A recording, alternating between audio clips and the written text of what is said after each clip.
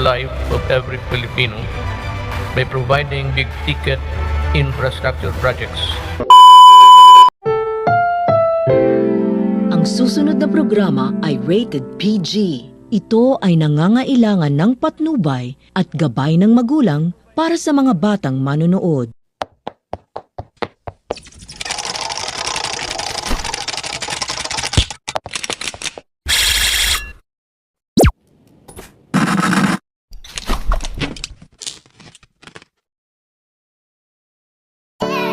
Are you ready?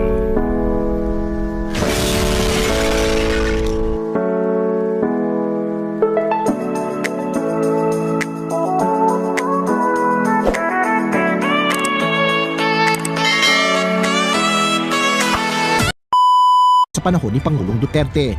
Ngunit mayroon din naman na pinasimulan at sinisikap tapusin sa loob ng kanyang panunungkulan. Kabilang sa mga ito ay ang evacuation centers at kamakailan lang ay ang mga ipinatayong quarantine at isolation facilities nang tumama ang COVID-19 pandemic sa bansa. Ang naisip ko doon, pandemic, kung hindi si Duterte, kung sino-sino lang na naging presidente, paano niya pakainin yung tao sa buong Pilipinas? Hindi nila kaya ayuda nga pinipili lang. Pero si Duterte, ako nakatanggap ako ng 2 beses ng tag 8,000. Kay Duterte?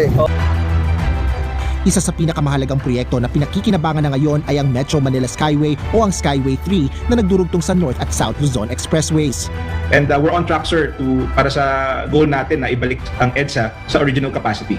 Already 70,000 cars a day are passing through Skyway Stage 3. Infrastructure projects na naglalayong mapagaan ang trapiko sa EDSA, ang Estrella-Pantaleon Bridge na kumukonekta sa mga lungsod ng Makati at Mandaluyong, Tala, ilang malalaking railway projects sa Metro Manila at karatig lugar ang naging progresibo rin sa ilalim ng BBB program.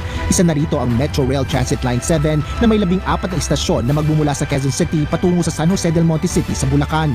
Umusad na rin ang konstruksyon ng Light Rail Transit o LRT1 Cavite Extension Project noong 2019. Nitong Hulyo lang ay natapos at nagsimula ng operasyon ng LRT2 East Extension kung saan napalawig ang linya ng tren hanggang sa mga lungsod ng Marikina at Antipolo sa Rizal Province. Nagsimula na rin ang Metro Manila Subway na tinaguriang Project of the Century na kokonekta na dadaan sa ilang lungsod sa Kalakhang, Maynila. Inaasahan ang partial operability nito sa katapusan ng taong 2022 na susundan ng Manila Clark Railway Project kung saan inaasahang makapagsisilbi na ito sa publiko para sa biyaheng Tutuban Malolos sa taong 2023. That the Philippines built in relation to the Department of Transportation is not all about addressing infrastructure. It goes beyond that. Malapit na ho yung oras namin sa termino ng ating Pangulong Presidente, Mayor Rodrigo Roa Duterte. Hahabol ko kami ng gawain. Pakiusap. Bigyan nyo kami ng tiwala. Pabaunan nyo kami ng dasal. Pag kami nakasaksid, tayo din po ay magiging happy. Kasama pa sa mga proyekto na naglalayong maiayos ang traffic congestion sa EDSA ay ang Parañaque Integrated Terminal Exchange at ang EDSA Busway. Ilang domestic at international airport din ang naisaayos at binuksan sa ilalim ng Administrasyong Duterte. Una na rito ang upgrading ng Ninoy Aquino International Airport na mula sa pagiging worst airport ngayon ay kabilang na sa 10 most improved airports. Nariyan din ang Bohol Panglao International Airport, Bicol International Airport, Mactan Cebu Airport, at ang modernong Clark International Airport Terminal 2 na tampok ang mga state-of-the-art features at koneksyon nito sa Train Express na makapaghahatid ng mga pasahero sa Metro Manila sa loob lang ng halos 1 oras. This structure before us reflects the administration's unyielding commitment to improve the quality of life of every Filipino by providing big-ticket infrastructure projects such as this that will improve connectivity, mobility, create jobs, and disperse economic activity to the regions. Nakabawas rin sa mabigat na trapiko sa Metro Manila ang pagbubukas ng North Luzon Expressway o NLEX Harbor Link at Laguna Lake Highway. Natapos na rin ang 30 kilometrong Central Luzon Link Expressway na nagdudugtong sa pagitan ng Tarlac at Cabanatuan City. Ilang bypass roads din ang naipatayo sa iba't ibang lugar gaya sa Plaridel, Bulacan, Sariaya, Quezon, Batangas City at Sorsogon City. Habang sa Visayas at Mindanao, nakatakda na rin buksan ang 11-kilometer coastal road sa Northern Samar, bahagi ng Davao City Coastal Road at ang 1 bilyong pisong proyekto para sa rehabilitasyon ng Marawi City. This mother and her daughter, who are first-time passport applicants, also do not mind paying more for a passport with 10-year validity. Kahit na mahal yung bayad, kung mahaba naman po yung yung expired ng passport, okay na po yun. Nakap ni Dalquez ang punong ehekutibo. Batay sa tweet ni Kakdak, tearful at joyous ang pagkikita ng dalawa. Si Dalquez ang OFW na hinatulan ng death penalty ng United Arab Emirates sa kasong pagpatay sa kanyang amo. Sinaksak umano ni Dalquez ang kanyang amo matapos siyang pagtangkaang gahasain. Subalit inapela ito ng Philippine government. Naabswelto ang Pinay worker sa Bitay matapos baliktarin ng Court of Appeals ng Alain ang guilty verdict. Ayon kay Pangulong Duterte, nagbanta siya sa UAE hinggil sa kaso ni Dalquez.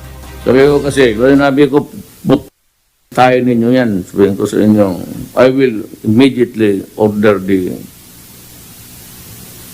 suspension of the employment.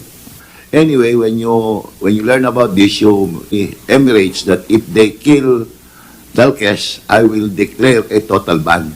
That I said, the president respect your justice system, but the president feels that if you hang his countrymen, then he just has to declare a total deployment ban for the entire United Arab Emirates. So, after that, Mr. President, 2 months after, we learned na kinomute yung sentence niya of death to only 3 years. Si Duterte, nagdagdag ng pensyon namin. Yeah. At saka, wala nang mga adik na matakot dito mga adik. Natigil sila kay tuktukon man yung pinto. Wala na nag-adik. Ngayon, maraming adik. Kaya gusto ko si Duterte maging presidente uli. Okay na? O, diba? So, bago ang lahat, i-subscribe nyo muna ako kung bago lang kayo sa aking channel. Subscribe, pindutin ang subscribe button at yung notification bell, i-bell all nyo guys para updated kayo sa mga susunod kong video. So, kung gusto nyo, i-share nyo na din para maraming mababahagian ng kaalamang ito. Diba? So, good luck guys. Ito si Melvin TV, ang nag-iiwan ng katagang.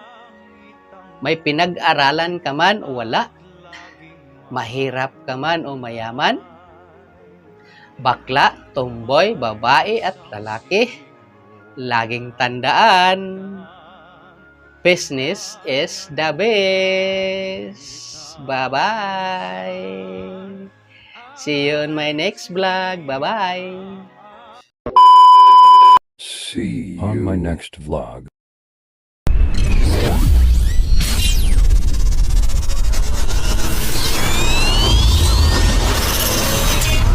Milben TV.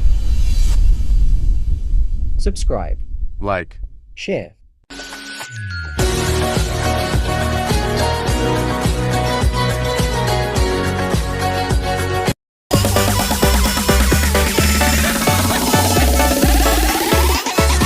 Yoka Artiansa Remix.